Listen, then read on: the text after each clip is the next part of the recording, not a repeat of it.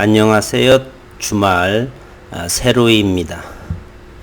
오늘은 본업을 마치고 SK바이오팜을 함께 들여다보겠습니다.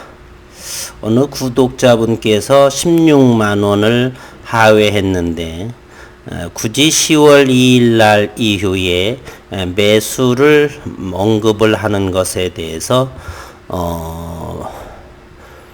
더 떨어질 것이냐, 그런 관점을 보고 있느냐, 이런 말씀을 하시기에 저는 이 영상에서 다음과 같이 말씀드리고 싶습니다. 기존에 어느 정도의 물량이 소유하고 계신 분이라고 한다면 현재의 주가상으로 최저가에 위치에 하고 있으니 전부 다 손실 구간이 되겠죠. 그러니 기존 보유하신 분들은 손실 구간이니까 잠시 더 기관의 동향을 보고 들어가시라 말씀드리고 싶고요.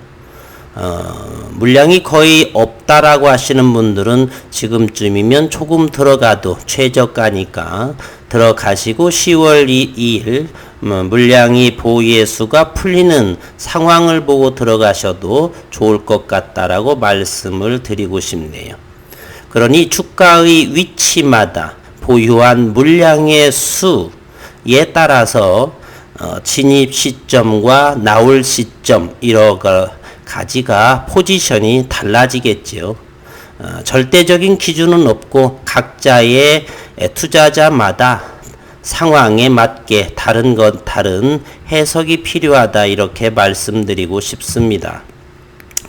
잠시 후에 한 주 동안의 동향을 보고 지금은 기업 상황에 잠시 한번 더 들여다보도록 하겠습니다.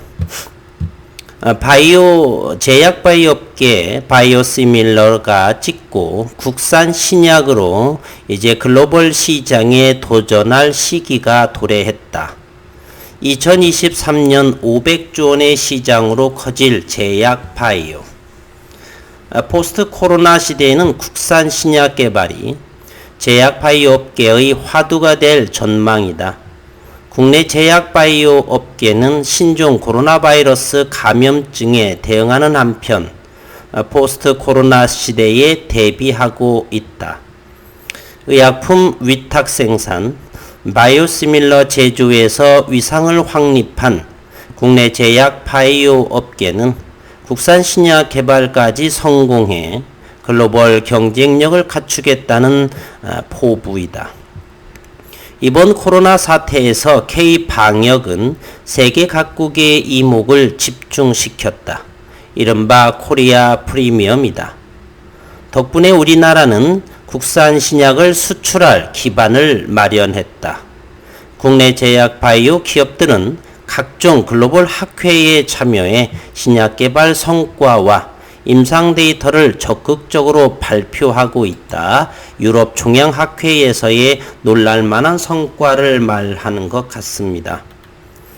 SK바이오팜은 무려 18년이란 기간 동안 기술 수출 없이 미국명 엑스코프리를 개발해 왔다. 한국제약바이오협회 정책보고서에서 보면 김태혁 범부처 신약개발사업단 사업본부장은 신약 개발은 개발 시작부터 시장 출시까지 대략 13년, 15년 소요되는 가장 대표적인 미래지향적 사업이라며 수많은 경쟁자들과 장기간에 걸친 개발 경쟁을 진행해야 한다고 설명했다. SK바이오팜의 장기 프로젝트는 최태원 SK그룹 회장의 지속적인 지원 때문이었고 SK는 1993년 차세대 성장 동력으로 신약을 선정하고 복제약이 아닌 국산 신약 개발에 매진했다. 신약 개발은 복제약에 비해 고위험 사업이다. 최 회장은 바이오 사업 부문을 그룹 직속으로 두는 등 신약 개발을 독려했다. 또한 SK바이오팜은 자체 판매망을 통해 미국 제약 시장에 도전하는 첫 번째 국산 신약이다. SK바이오팜은 SK라이프사이언스를 통해 엑스코프리, 세노바메이트, 미국 직판에 나설 계획이다. 미국 기업이 대신하는 영업 및 마케팅은 또한 막대한 자본을 필요로 하기 때문이다. 이렇게 말했습니다. 제 의견은 이번 코로나 사태로 인해서 대한민국의 바이오 제약의 이런 위상이 상당하게 올라왔고 향후에 언제 끝날지는 모르지만 한국의 바이오 신약 이런 제약 바이오 산업은 대단한 위상이 높아져서 굳건한 자리를 어느 정도를 확보할 거다라고 생각을 합니다. 그러면 현재 최근 글로벌 증시에 의해서 주가가 큰 폭의 하락을 했었죠. 반면에 SK바이오팜은 어느 정도의 가격이 10,000원 정도가 약간 더 떨어진 상황에 불과합니다. 당시에 17만원대의 적은 거래량으로 유지되고 있었죠. 그래서 현재는 15만 8,500원 정도에 해당하는 가격대를 형성합니다. 거래량은 더욱 줄어서 13만 주까지 육박하고요. 이제 10월 2일이 되면 기관의 공모가 4만 8천원짜리가 170 또는 180만 주 정도가 출회되는데 과연 그 물량이 나올 것이냐, 그것은 시장에서 들여다봐야 할 것이고요. 그러면 최근에 외국인 동향과 기관들의 모습을 잠시 들여다보겠습니다. SK바이오팜 현재는 외국인은 1.99%, 155만 주 정도요. 150만 주 정도에서는 더 이상 하락하기가 어렵다라고 제가 말씀드렸죠.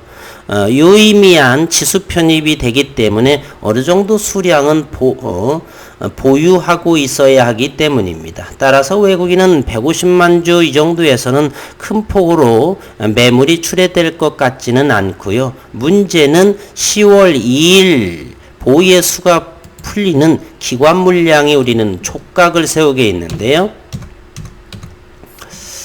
최근에 동향을 보게 되면 기관 역시나 많은 부분을 차익을 내서 더 이상 나올 물량은 거의 없습니다. 9월 25일 전날 11,000주 들어오고 11,000주 팔고 요때에 대략 4만 주 정도 출회가 되고 연기금도 최근에는 1600주, 6800주 어느 정도 좀 매도한 모습을 보이고요. 이러한 최근의 상황인데 매수하는 모습은 보이지 않고 있죠. 관망의 모습을 하고 있어서 180만 주의 차익 물량이 과연 어떻게 될 것인가 저희는 지켜볼 뿐입니다. 나올 확률도 좀 높지요. 당연히 49,000원인가요? 그 가격에 공모를 받았으니까 말이죠. 따라서 지금 상황으로는 관망의 분위기를 보다가 그 이후 10월 어느 날쯤에 거래량이 줄고 더 이상 매물이 나오지 않는 것을 확인하면 그때 확인하고 들어가는 것이 좀 더 안전하지 않나, 그리고 가장 낮은 가격에 살 수 있는 기회이지 않나, 저는 이렇게 생각을 합니다.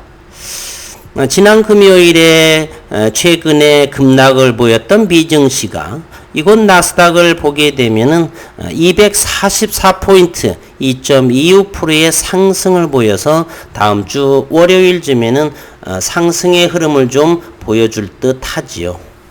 그와 같은 모습이 있고 월, 화, 수를 지나서 명절, 추석 명절이 지난 이후에 SK바이오팜을 들여다보는 것이 타당하고 합리적이다, 이런 말씀을 드리겠습니다. 그러면 차트적으로 한번 모습을 한번 보겠습니다. 얼마 되지 않아서 현재는 서서히 3개월이 되니까 여기 녹색의 61선이 서서히 나타나기 시작했네요. 그리고 요 밑에 보게 되면은 이것이 보조지표 상황인데요. 보조지표가 상당히 바닥 상태에 있죠. 이것을 우리는 그라운드 상태, 과매도 상태다, 지나치게 매도했다, 그런 모습입니다. SK바이오팜은 잡주가 아니죠. FDA 3상을 통과한 좀 전에 봤던 15년 이상의 기술 수출도 아니고 외길로 신약을 뉴드럭으로 밀어붙인 약품이죠. 따라서 이렇게 기술적으로 보게 되면 과매도 영역에서는 지나치게 매도했다. 상당히 매수해도 잘 될 충분한 자리임에 확실합니다. 하지만 불안한 것이 보이예수 물량의 풀림이지요. 따라서 보이예수가 며칠 동안 나오지 않는다. 첫날 그 정도에 보이지 않는다라고 한다면, 저라고 한다면 일부 진입으로 들어갈 시점이다, 이렇게 말씀드리고 싶습니다.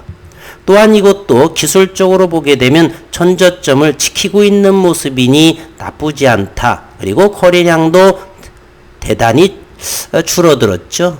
13만 주 정도라고 한다면은 그렇습니다. 그리고 최근에 삼성바이오로직스도 한번 거래량을 함께 본다라면, 삼성바이오로직스 여기 있죠? 10만 주 정도의 거래량을 보였네요. 어쨌든 13만 주는 상당한 적은 거래량이 말랐다라고 하는 거고요. 많은 사람들이 매도할 수 없다, 손절도 치지 않는다는 상황임을 알 수가 있고, 그래서 다음 주 3일 정도 지켜보고 조금만 더 지켜보시고, 만약에 수량이 전혀 없는 분이시라고 한다면 일부 조금 들어가셔도 괜찮다라고 말씀드리고 싶습니다. 한 주 동안 수고 많으셨고 다음 주에 움직임을 관찰하는 것도 좋겠습니다. 수고 많으셨습니다.